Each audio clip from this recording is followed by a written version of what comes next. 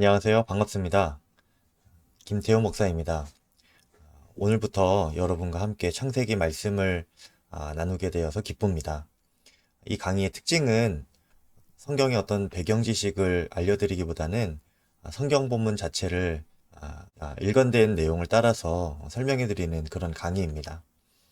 강의 내용을 준비할 때 성경을 읽으면서 또 몇 가지 책을 참고했는데요. 그 중에 주로 참고한 것이 이 김재구 교수님의 창세기 로드맵이라는 책입니다. 여러분도 기회가 되시면 한번 읽어보셔도 좋겠는데요. 보시다시피 두껍습니다. 그리고 좀 분량이 많아요. 그래서 그 내용들을 제가 좀 요약도 하고 이해하기 쉽게 풀어서 준비한 강의다 이렇게 보시면 되겠습니다. 오늘부터 10번의 강의를 하기로 약속을 했는데요. 하다 보니까 조금 늘어나게 됩니다. 그래서 최대한 10번의 강의를 마치겠지만 한두 번의 강의가 조금 더 추가될 수도 있겠습니다. 여러분들이 이해를 해주시면 좋겠습니다. 하나님께서 창세기 말씀을 통해서 우리 심령 가운데 성경 전체를 이해하는 눈을 열어주시기를 간절히 소망하는 마음이 있습니다.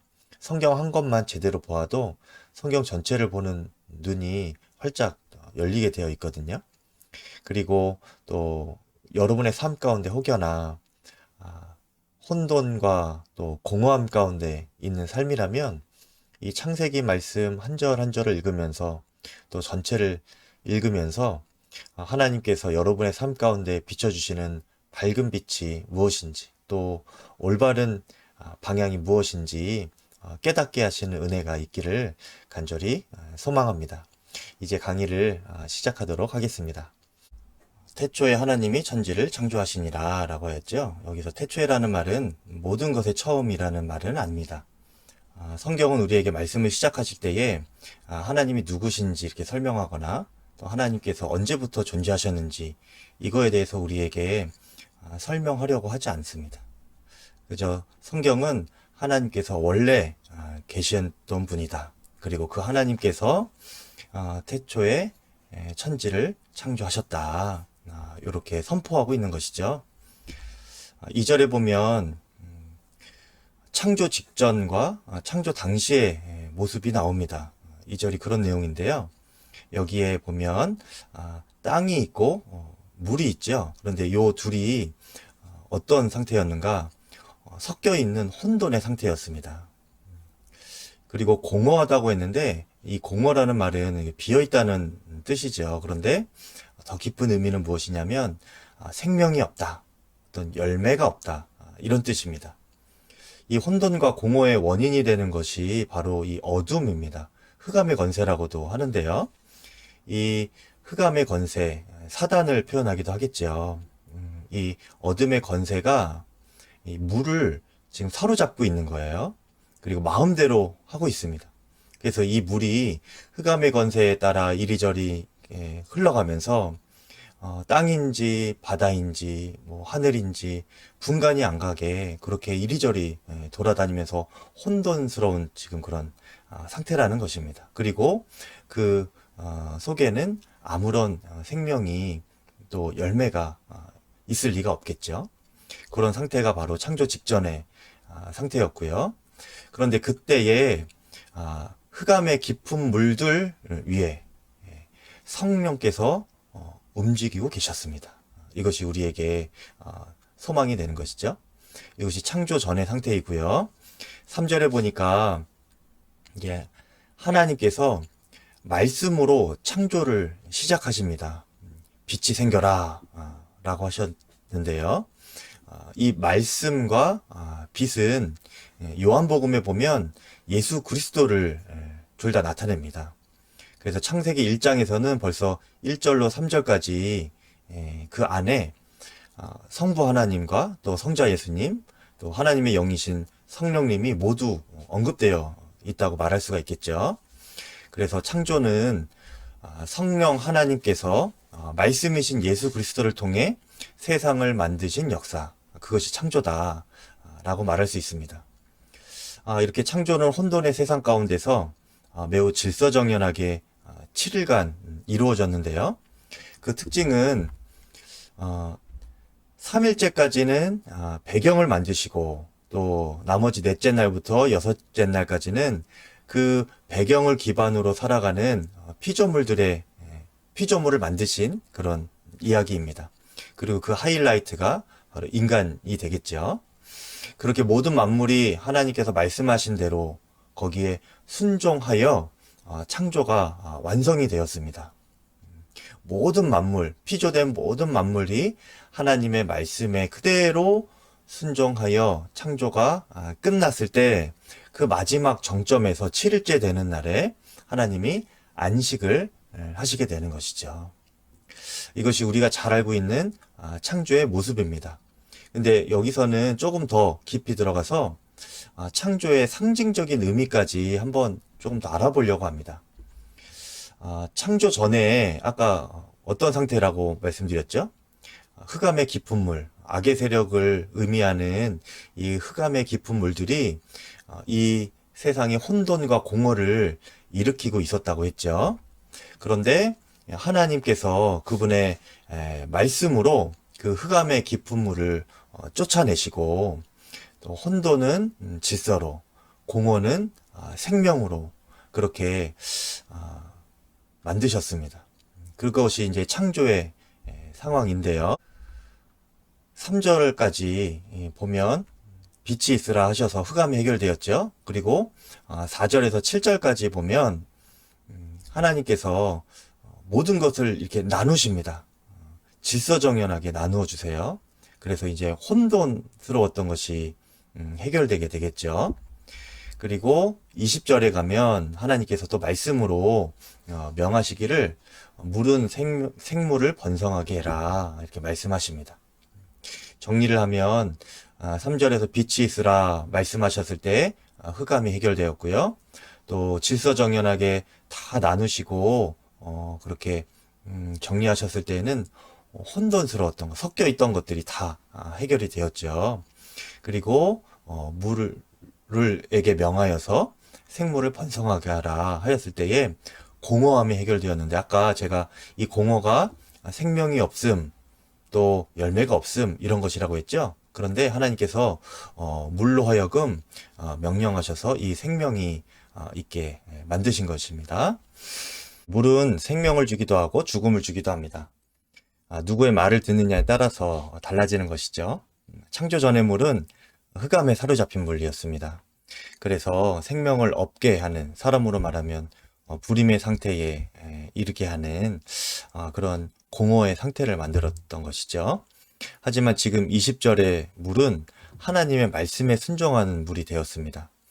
그리고 그 결과는 공허함이나 열매 없음이나 또 생명이 없음의 상태가 아니라 그 상태를 벗어나서 생명을 얻게 하는, 생명이 번성하게 되는 역할을 이 물이 하게 되는 것이죠.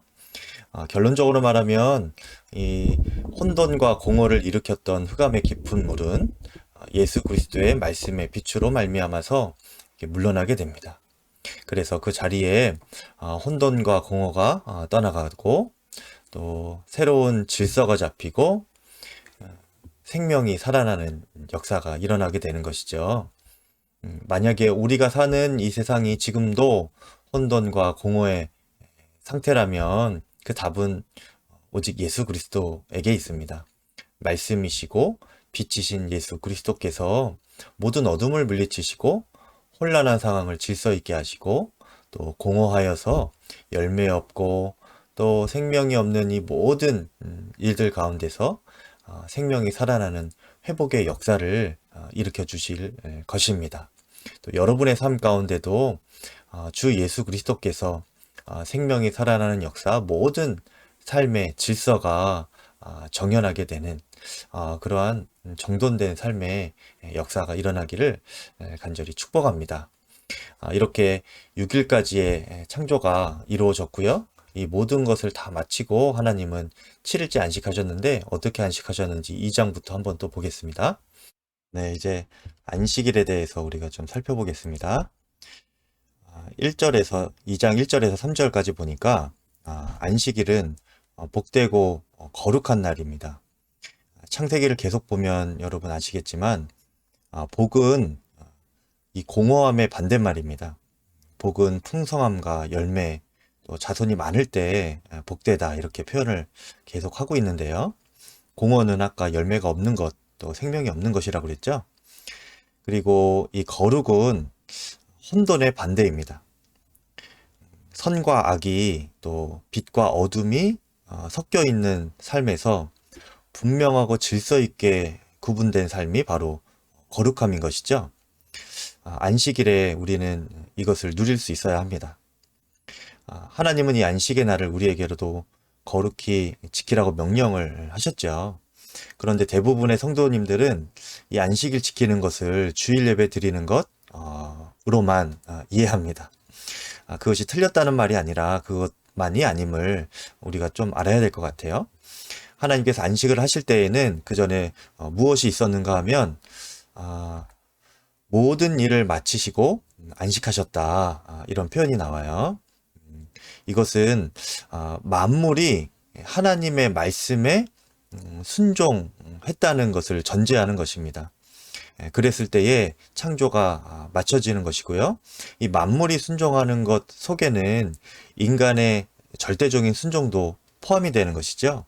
그렇게 모든 만물이 순종했을 때 하나님의 창조가 비로소 마침표가 찍어지는 것이고 비로소 안식이 임하게 되는 것입니다. 그것이 이제 일곱째 날의 안식일인데요. 그래서 오늘날 안식일은 주일에 하나님을 예배하는 날이죠. 맞습니다. 그런데 우리가 그것으로만 끝나는 것이 아니라 안식일을 진정으로 거룩히 지킨다는 것이 무엇인가, 여기에 대해서 한번 고민이 필요할 것 같습니다. 진정으로 안식일을 지키는 것은 주일 예배만 잘 드리는 것, 이것이 아닙니다. 주중에 순종으로 드리는 예배가 있어야 하는 것이죠. 그렇게 주중에 순종으로 드리는 예배가 온전히 성취되면 어둠이 우리의 삶 가운데 차지할 공간이 없게 되겠죠. 그리고 주일에 교회 나가서 예배 드릴 때에 빛이신 하나님의 말씀만 남게 됩니다. 그래서 우리가 예배 말씀으로 은혜를 충분히 누릴 수가 있게 되는 것이죠.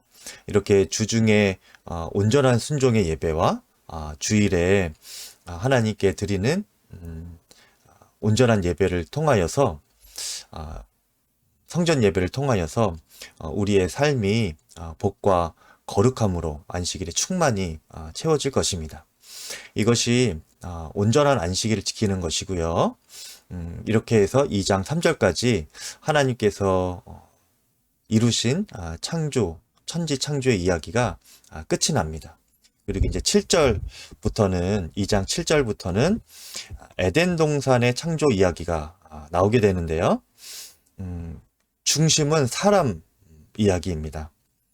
하나님께서 1장 27절에 하나님의 형상대로 사람을 창조하셨다고 하셨죠. 그리고 28절에 보니까 그 인간에게 다스림의 소명을 주셨습니다. 이것이 굉장히 중요합니다. 다스림의 소명을 주셨는데요. 하나님의 형상을 따라 지음받은 인간이 모든 피조물을 다스려야 하는데 바르게 다스려야 되겠죠.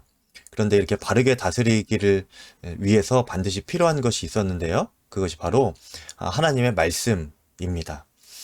하나님의 말씀이 없이는 세상에서 선과 악을 바르게 분별하며 바른 다스림을 구현하기가 매우 어렵습니다. 왜냐하면 사단 때문에 그래요.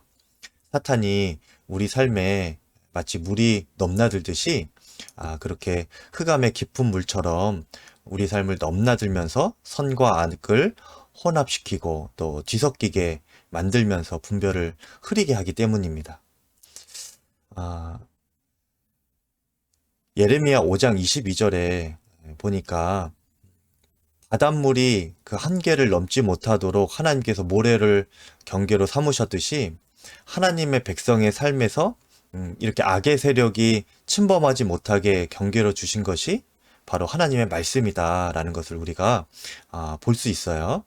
그래서 우리에게 하나님의 말씀이 굉장히 중요하고 그것으로 삶의 경계 또 선악을 분별하는 경계를 삼는 것이 굉장히 중요한데 하나님께서 인간에게 가장 최초로 주신 말씀이 무엇일까요? 그것이 2장 16절, 17절에 나옵니다.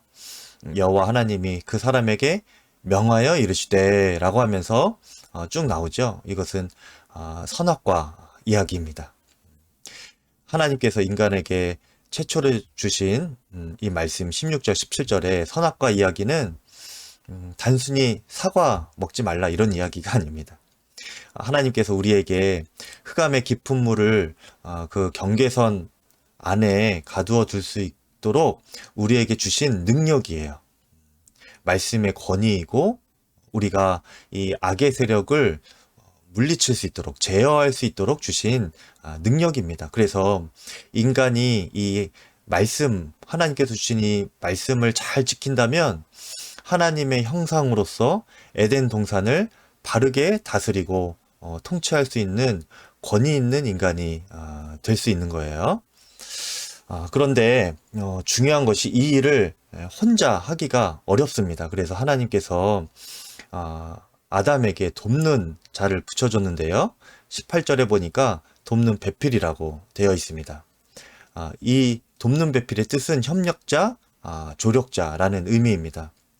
돕는 자가 없이는 아담도 또 하나님께서 주신 소명을 바르게 이루어 나갈 수가 없는 것이죠.